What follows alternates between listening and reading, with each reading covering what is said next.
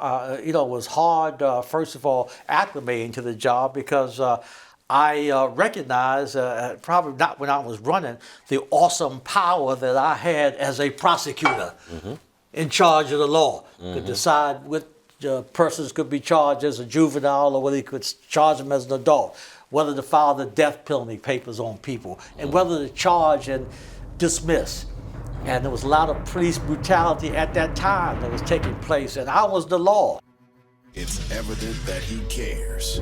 What do you care about? Welcome to the Rock Newman Show. It's the Rock Newman Show.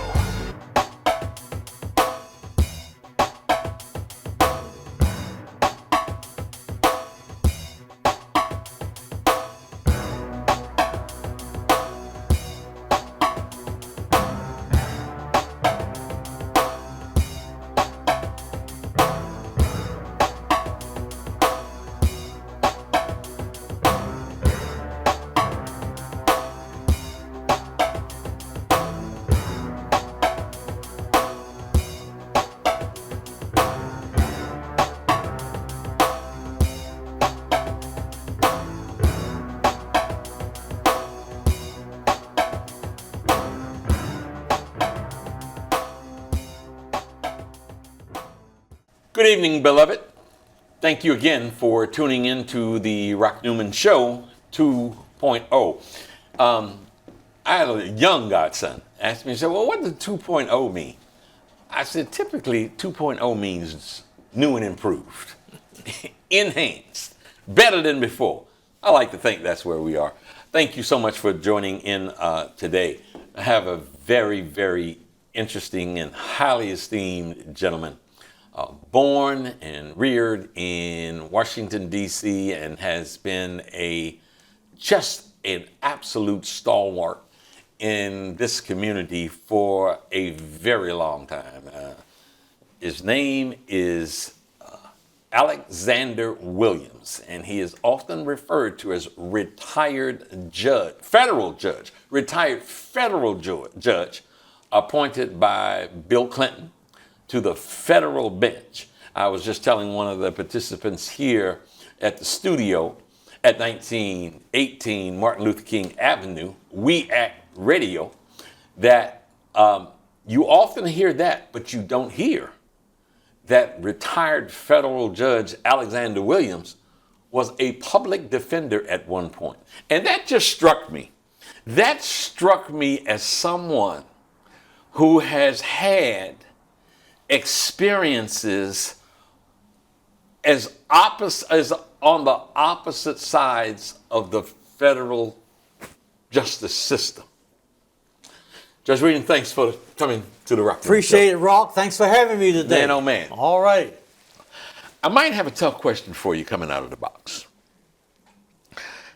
This morning, I'm flipping through Facebook. It might even have been TikTok or somewhere. And there was some brother passionately stating that the criminal justice system in America was developed and continues as an oppressive tool of black people. Can you please respond to that? Well, yes, I think, Rock, that he's right on point. The criminal justice system was developed right after slavery came into existence in this country. And to keep the slaves and black people in bonds, they developed a number of criminal statutes all over the East Coast at that time in America to, again, impose these restrictions and limitations on people of color. And it has continued through the development of this country that you've had these criminal laws that have been disproportionately applied to black people, and it's held them in bondage. And if you look at the prison system right now, it's overwhelmingly African American. We're only 12% of the entire population, but 40% of the prison population consists of African Americans, particularly African American males. And so the system has been abominable for years.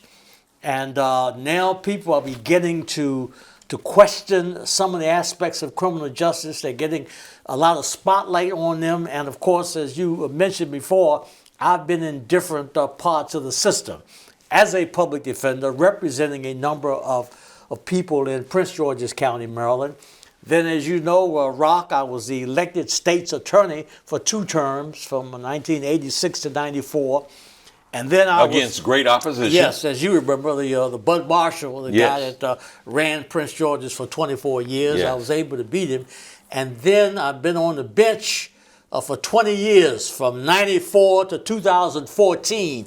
So I've had all different angles of the criminal justice system, and my passion has been criminal justice, trying to equalize it and make it fairer from the time I taught at Howard Law School, criminal law, to what I'm even doing now in my nonprofit.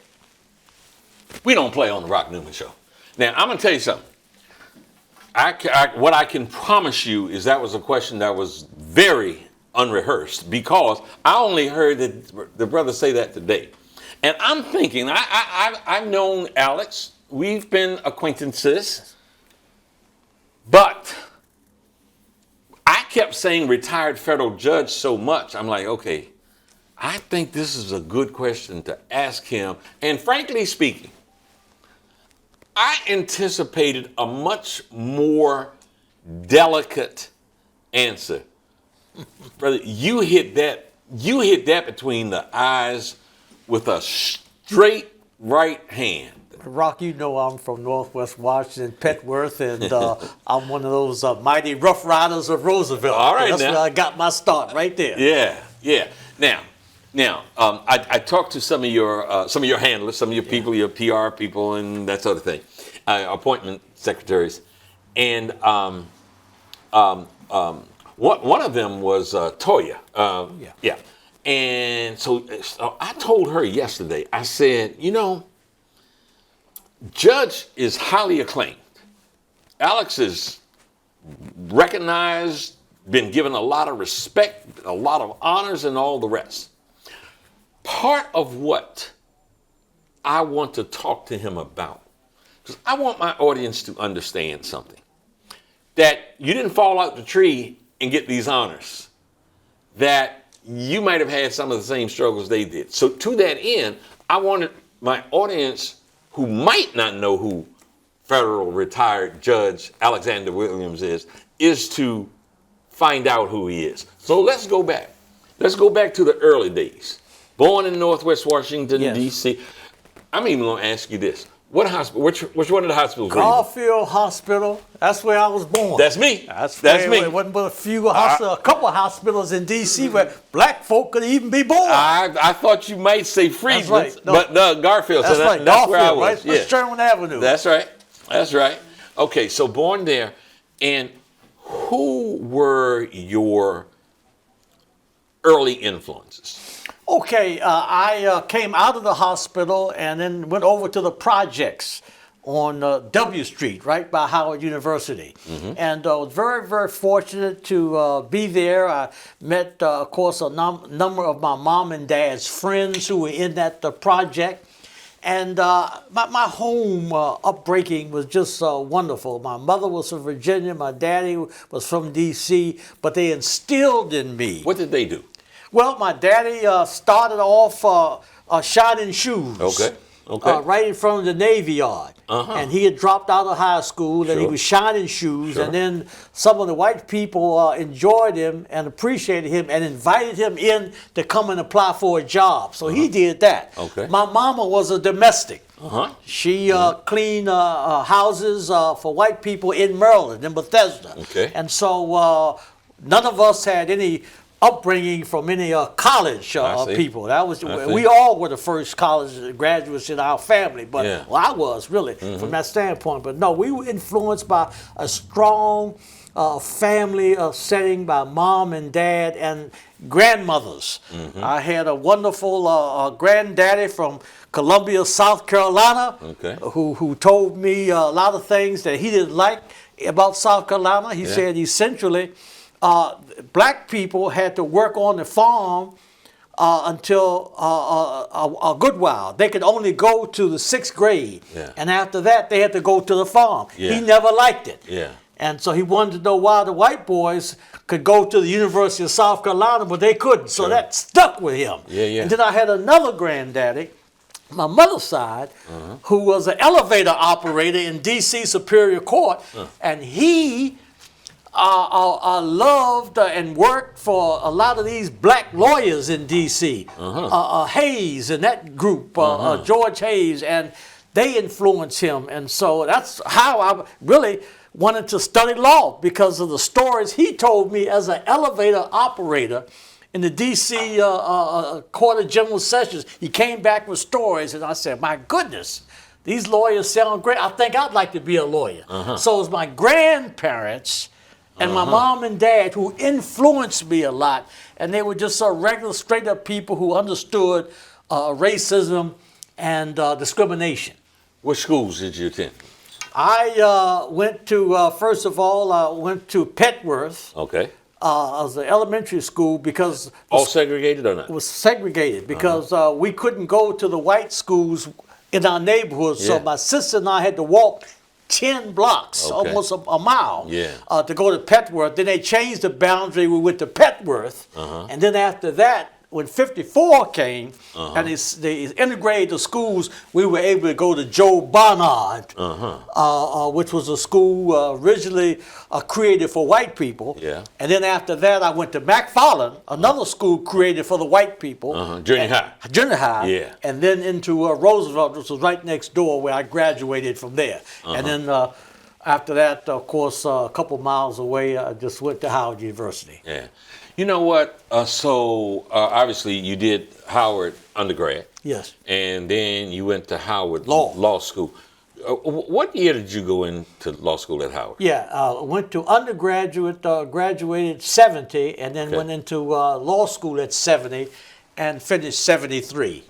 And a lot of the guys had taught me were some of the civil rights warriors. Like who? Like Herbert Reed.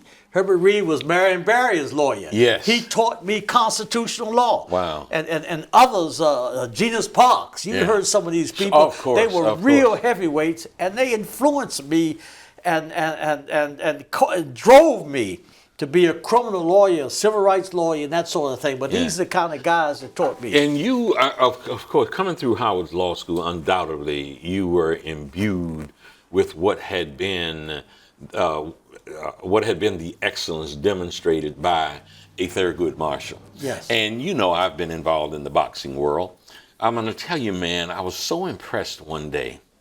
We were at Howard University. We were announcing a Mike Tyson fight. And they were talking about the match coming up. And Tyson said, well, let's put a pause in this and talking about this fight that I'm getting ready to have. He said, this is really child's play, because there's been fights that have been launched by people at Howard University. He said, you all know Thurgood Marshall that couldn't get into the University of Maryland, so he went to Howard University. But you might not know of the name Charles Hamilton Houston, who taught Thurgood Marshall. Yes. So tell me, as you're coming through the ranks, as you're coming through law school, not so far removed from those huge moments, you graduated in 73. 73 from Howard Law School. Yes. From law school in 73, less than 20 years after Brown versus Bull. Yes. So all of that stuff had to be just ripe.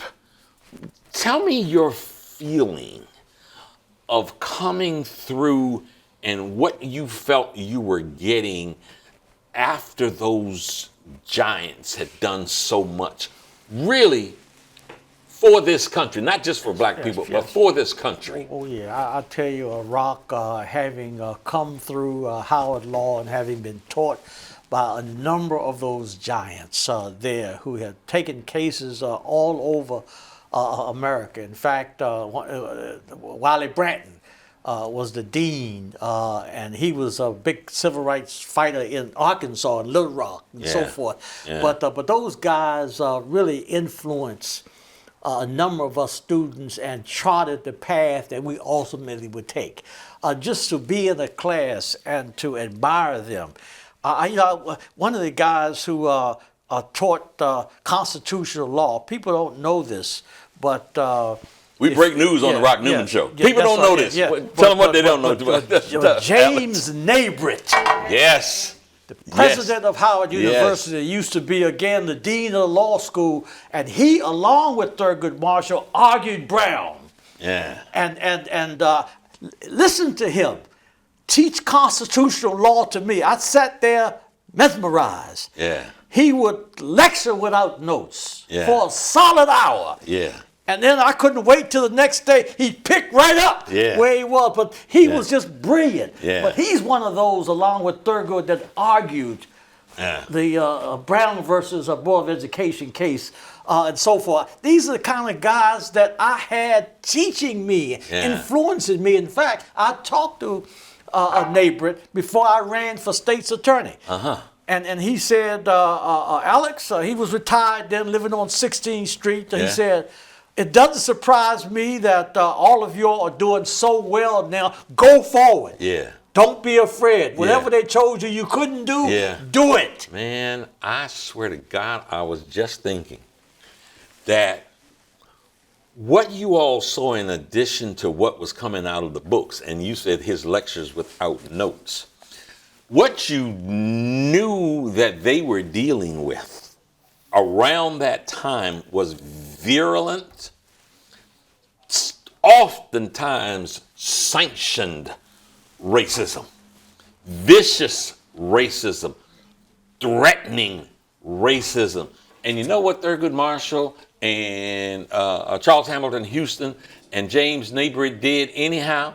They went forward. So not only, I'm feeling this and I'm guessing this, just kind of hearing your passion with it, that you didn't just get what my mama would call that book learning. You saw courage in action. Not people talking, but you saw courage in action. Absolutely. The inspiration that we got from those guys. And I'm not going to leave out George E.C. Hayes, another great one.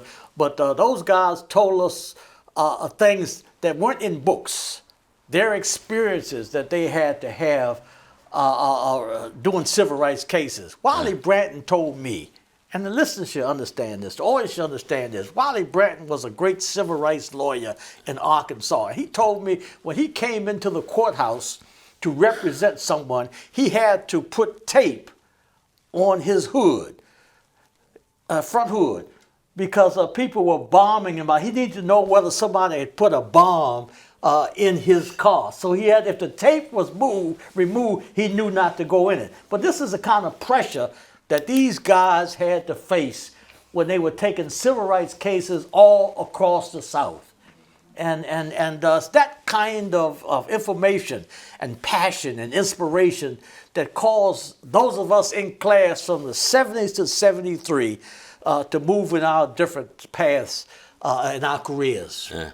I wrote a big C over here for courage, man, because you know, when you really think of the pressure that they were under, I mean, it could have been respectable for them to do a whole lot of other things, but they saw something bigger. They saw a promised land that they would try to help usher us into. And so what did they do? This was not just hardly a job. They put their life on the line. Absolutely. And as students, we understood that, Rock. And they told us on day one of law school, if you're not serious about studying law, do something else. Yeah. And I took it serious. It didn't work. It got to school 8 o'clock every day before the class started to prepare. Yeah. And I just couldn't wait for these lectures from these greats. Yeah. So I'm just so glad that I went to Howard. Yeah. You know, I had applied to other schools, predominantly white schools or what have you. And quite candidly, none of them accepted me. Mm-hmm. But Howard did. And that's the best thing that ever happened to me, that I got accepted at Howard Law School. Unbelievable. Yeah, yeah. So when you finished at Howard, give us a little bit of your track there.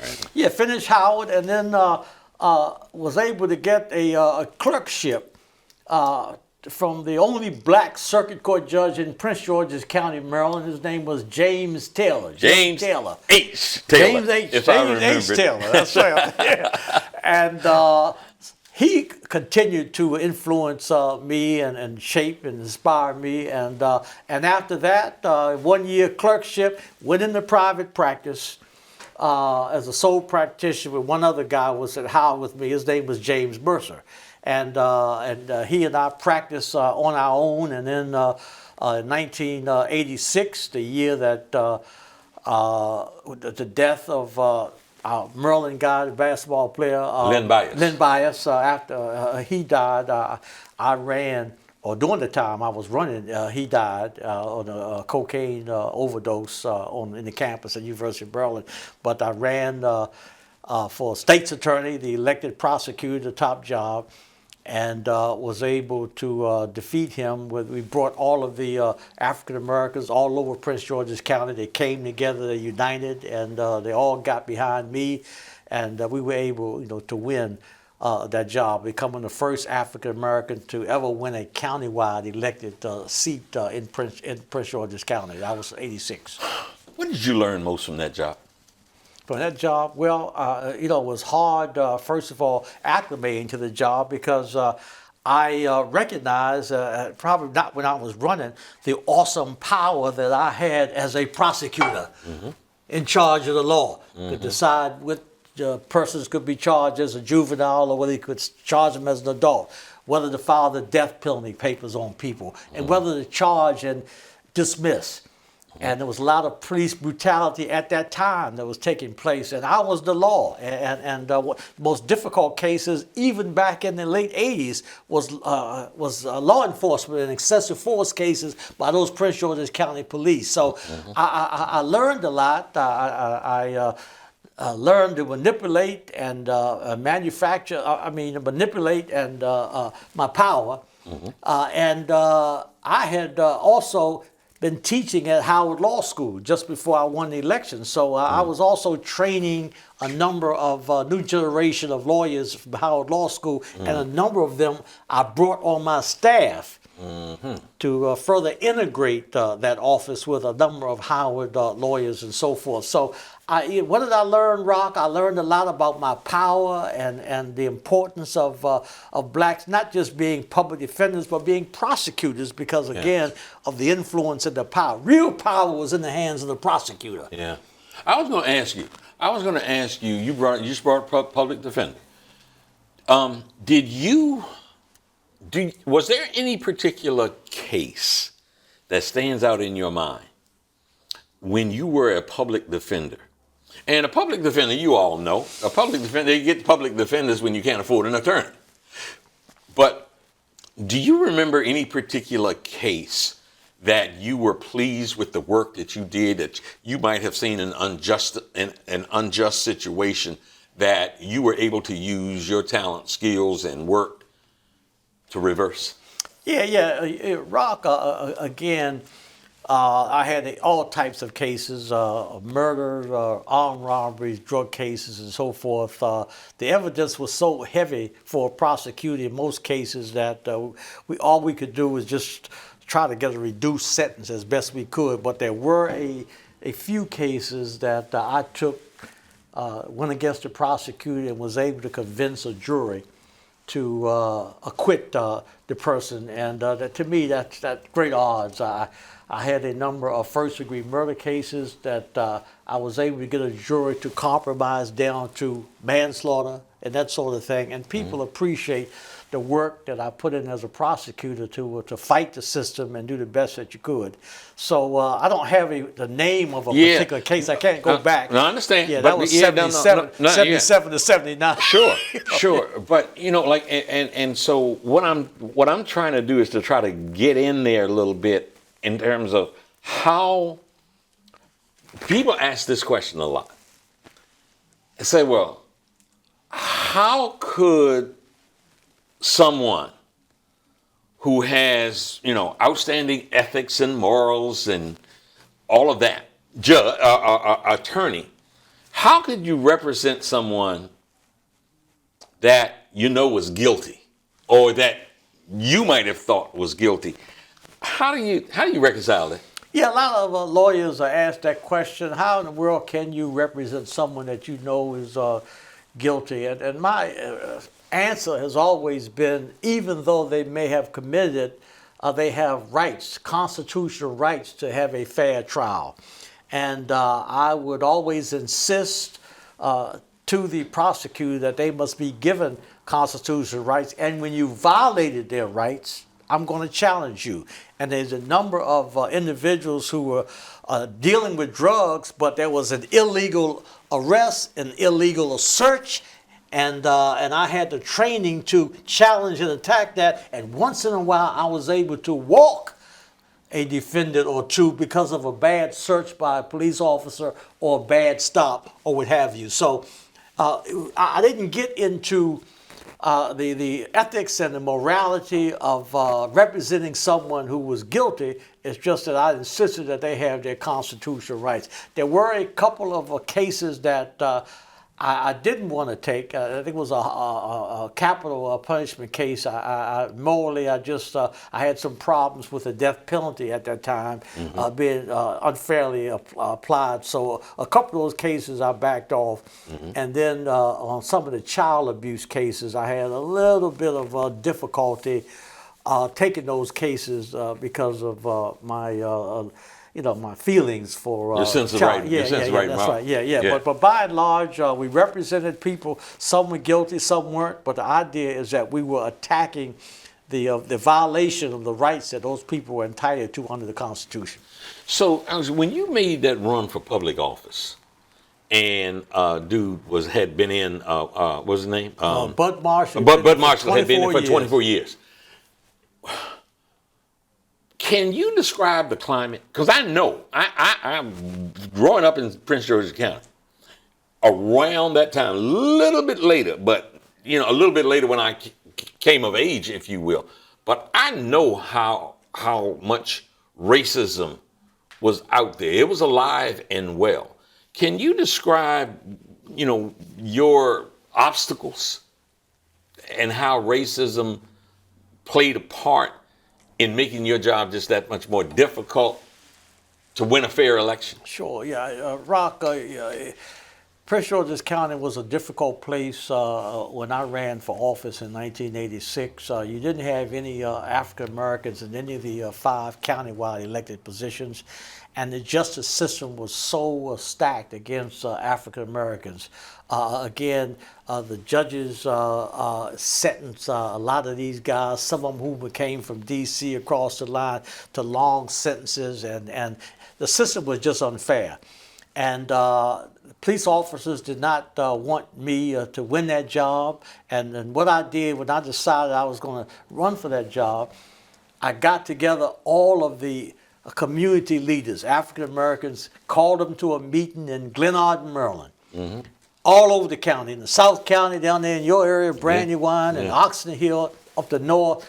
And my wife and I went to a meeting. I called them all together, and I said, I want to run for the top prosecutor's job in this county. God been in 24 years. I need you all to be united. I know some of you are running against each other, but I need you all to rally behind me. And they did. They agreed to do it. And they told the powers that be, who was Steny Hoyer and Paris Glendening, told those people that for the state's attorney's job, we're all going with Alex Williams. Now, if y'all want political futures, you better support him. And essentially, there was a growing power of African Americans who were becoming more and more entrenched in Prince George's County, so they had to listen. So we were able to win in that environment. It was a tough environment. I'm not sure I would have beat him, but for the University of Maryland bias case, because what happened, he was in a tough race with me, but when Bias did an overdose in June of 1986, He then took that case and started teasing the press. He was calling press conferences every day, letting them know what was going on, violating his oath as a prosecutor because he wanted that publicity against me. Sure. And what happened, he went too far. The Baltimore Sun, the Washington Post condemned him, and they both gave me the endorsements for that. And then on election day, I was behind for a long period of time, but when those returns from the African American section start to come in, Landover, Landover Hills, Fairmount Heights, when they started coming in, I was crushing them. 9-1. And then I held my own in the white areas in Bowie and Law, and I was able to beat him by a mere 2,000 votes. Let me ask you a question about an individual, and we don't do this that often, but I'm just curious. Do you remember if Mike Miller was he supporting you, or was he on the other side of that? Good question. Mike Miller was the president of the Senate like forever. Senate. Yeah, and he was like the godfather and so forth. Yes. I remember I went down as a courtesy call to his office in Clinton. In Clinton, right there by St. John's, by St. John's Church. Yes. I went down to him and I said, Mike, as a courtesy, I'm coming down here to let you know I'm running for state's attorney.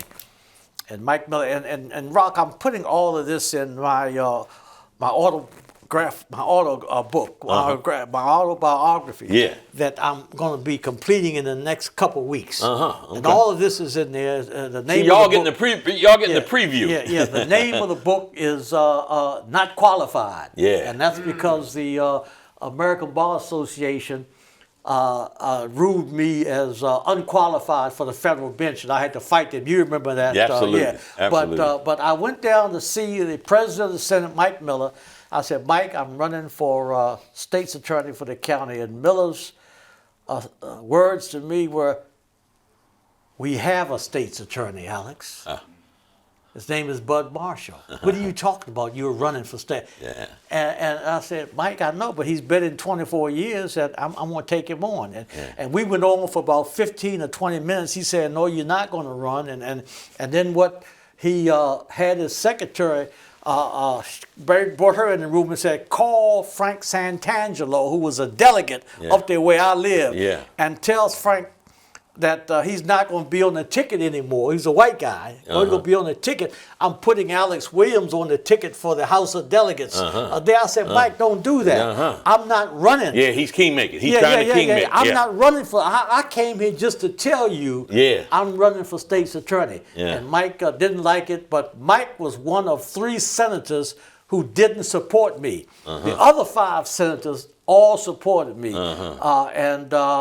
And I had so many other elected officials. Steny Hoyer supported me, and Glendenin supported me, who was the county exec, and many others. But Mike Miller didn't, because Bud Marshall was his constituent. He lived down there off of 301, as you know, in Upper Marlboro. Sure, absolutely. And but once I beat him, once I beat Bud Marshall, in the primary.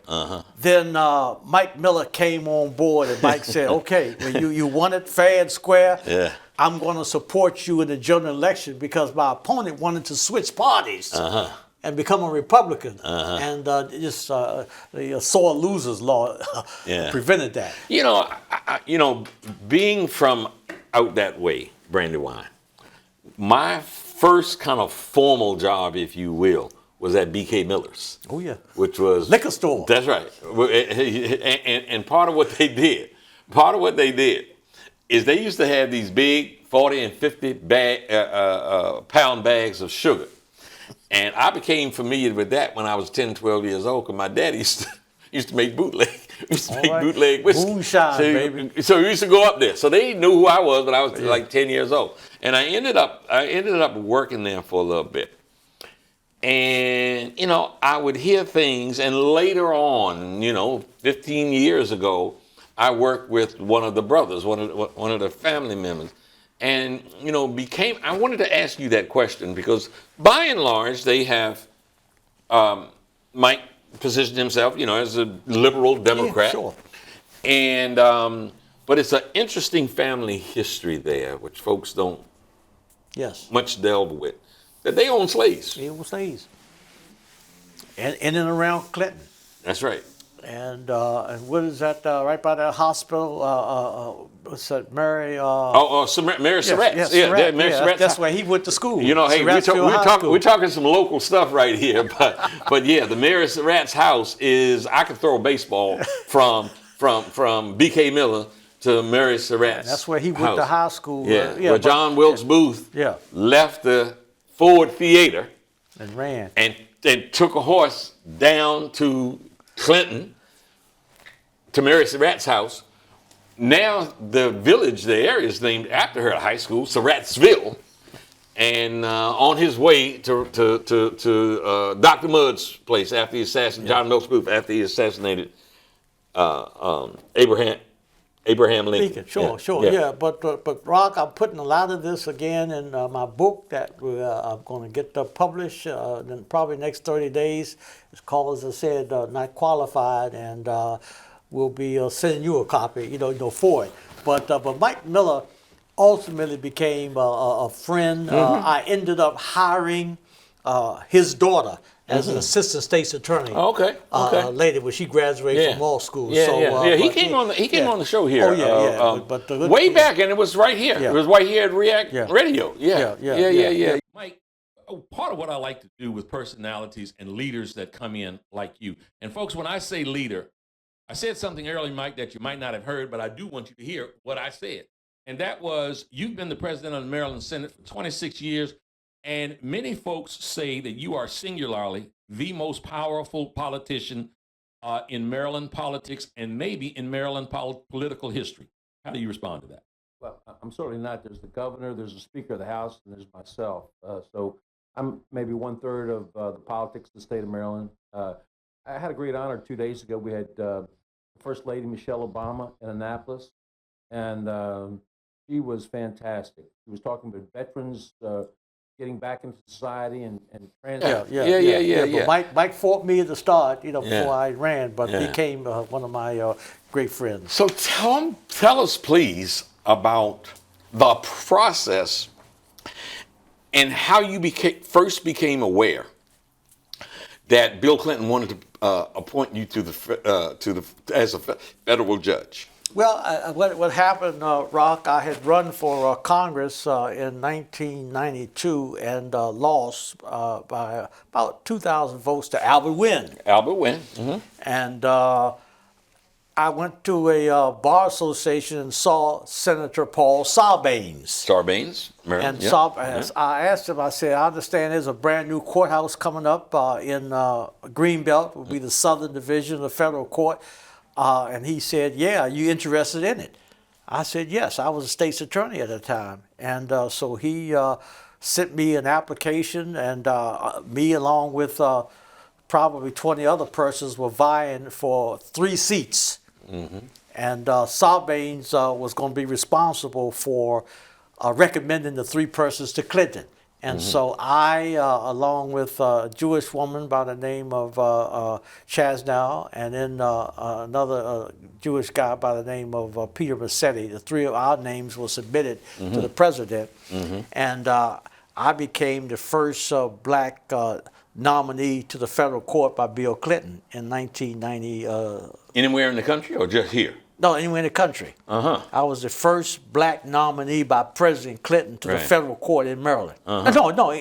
Period. Right. Yeah, period. Right. It just happened to be in Maryland. Yeah. And the American Bar Association went right after me and investigated me, and then they made a determination that I was not qualified, no experience in federal court or whatever.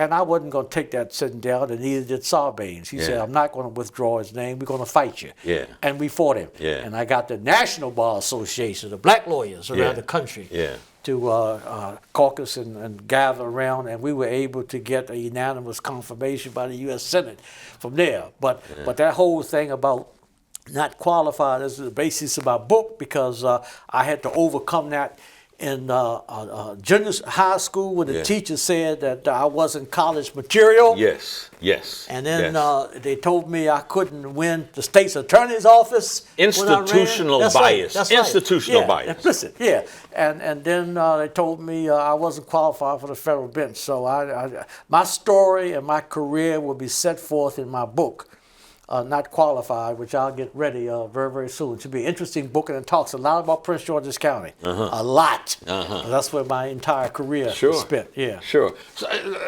I know we're running out of time. Let me just ask a basic law school, or not law school question. Retired federal judge Alexander Williams. What's the difference between a federal judge? What are the roles and responsibilities of a federal judge as opposed to other judges? Yeah, well, of course, federal judges handle federal cases, and they're in state courts. A lot of them have to run for office. They're appointed for a term or what have you. But federal judges, once they are confirmed, they are appointed for life. They have lifetime appointments, just like Supreme Court justices, and there are 3 levels of federal courts. The Supreme Court, the 9 justices. Then you have courts of appeals around the state. There's 11 of them. And then you have U.S. district courts, the trial judges, there's 10 in Maryland. And so we have lifetime appointments. We handle the biggest cases, the real big drug conspiracies, a lot of bank robberies, that's federal offense. And some other very serious economic and white-collar crimes. We have the great investigators by the FBI, the Treasury Department, Secret Service. All those police officers work for the U.S. Attorney's Office that prosecutes cases. So federal courts are a little different. Probably a lot of people would like to get that as opposed to the state judges because it's a lifetime job. Sure. And I had a lifetime job, but my passion to get back out here and do something in the nonprofit area caused me, after 20 years, to send a letter to President Obama, letting him know that I was going to retire from the federal bench and come back out here. I started that. Let's wrap up with this. You mentioned nonprofit, and you have tell us about the Alex Williams work and endowment, and what's going on at the University of Maryland that they've honored you? Rock, I retired 2014, immediately formed and established the Judge Alexander Williams Jr. Center for Education, Justice, and Ethics. And it was a nonprofit. I wanted to do things like help a lot of the inmates reentry coming back in, and juvenile diversion, a number of social justice kind of things. The president of the University of Maryland heard about it. He called me and he said, "We want your center affiliated with the academic program at the University of Maryland."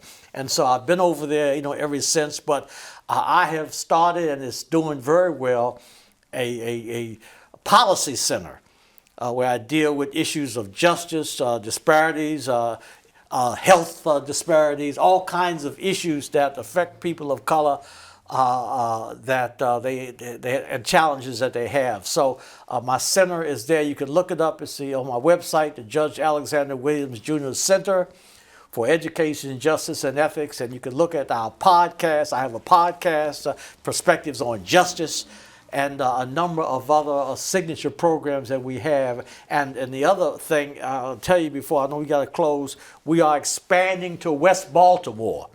We're going to have some space in the being constructed, the Justice Thurgood Marshall Center there in West Baltimore. So we'll have, we're going to be the anchor tenant over there, and we're going to expand our social justice programs to West Baltimore, which certainly has a lot of challenges, a lot of gunfire over there. You got a lot of youth that need all kinds of programs, and we're going to address that.